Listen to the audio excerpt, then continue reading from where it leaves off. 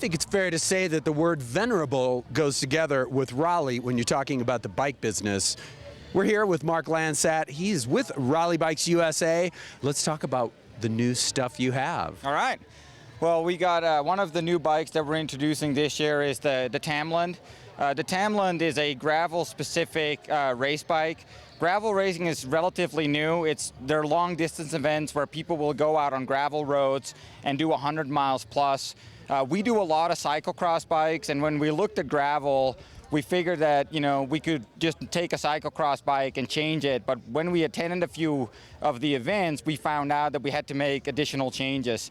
So our gravel bike has longer chainstay, so the bike tracks better in loose gravel. The bottom bracket is lower, so it's more stable. We've got a fork with more offset and a curve so that it has a little more spring when you're riding on dirt roads.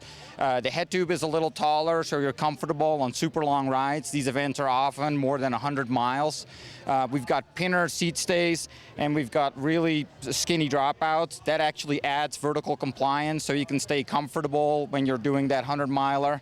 And, last but not least, we can run a 40C tire and still have plenty of clearance for fenders, which makes this bike pretty unique. Is this a Paris-Roubaix bike for the middle of America? I wouldn't say it's Paris-Roubaix, but I think, if you're living in an area where there's a lot of gravel roads, this is like the weapon of choice.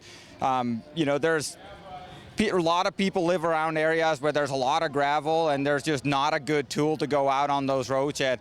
It's lighter than a mountain bike. It's closer to a road bike, but yet it's neither. Fantastic. Nice new category. Thanks. What's up next? Next is our Talos 2.9 Carbon Expert. This is our carbon fiber cross-country race hardtail. We've modified it for this year. It's a lot lighter. This bike is actually 1.9 pounds lighter than it was last year. 1.9 pounds lighter? Yes, it is. It's pretty significant. And the retail price stayed the same. We went through this bike with a fine-tooth comb. It's got new wheels, new drivetrain, new seat post, new saddle. Everything is new, and we put every component on the scale and try to find something that was lighter.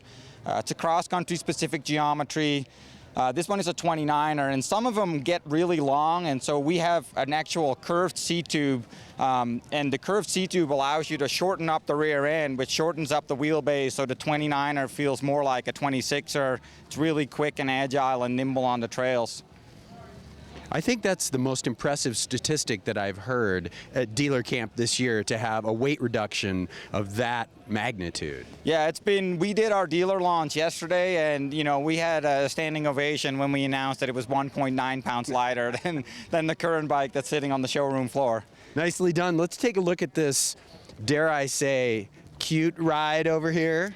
No, I think that is not actually accurate. What's interesting is that we used women when we did the graphics for our bikes. We brought in a female feedback panel, and the first thing they said is like, "Oh, we don't like pink." And so we had all these graphics on the wall, and this is one of those bikes that had pink highlights, and one of the women in the feedback panel put it really well. She said, "The reason I like that bike is because it's punk rock pink, it's not Barbie pink." Nicely played. And one of the things that I think is cool about our women-specific bikes, it's not just a different graphics.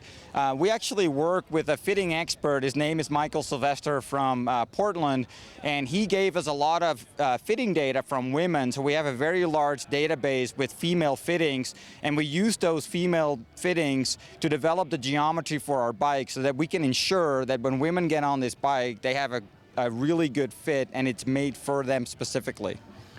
Without question, road cycling used to be a real niche thing years ago in the United States. Men's growth in road cycling has been huge, but women's growth too, and increasingly sophisticated, knowledgeable riders in the women's category. Yeah, and we're definitely seeing that as well.